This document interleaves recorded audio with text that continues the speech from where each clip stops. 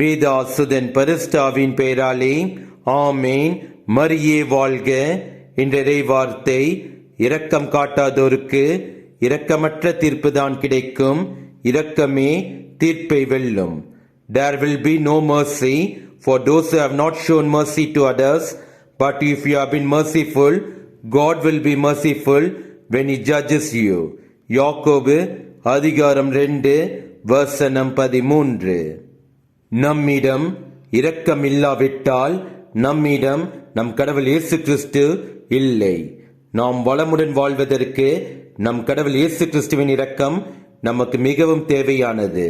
அதனால் நாம் பிறரிடத்தில் இரக்கத்தை காட்டும் போது நம் கடவுள் இயேசு கிறிஸ்து நாம் நம் வாழ்வில் செய்த தவறுகளை அவர் மன்னித்து நமக்கு இரக்கம் காட்டி நம்மை வழி நடத்துவார்.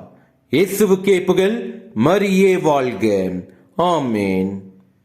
அது சீக்கிரத்தில் நீங்கிவிடும் இந்த லேசான உபத்திரவம், அது சீக்கிரத்தில் நீங்கிவிடும் இந்த லேசான உபத்திரவம்.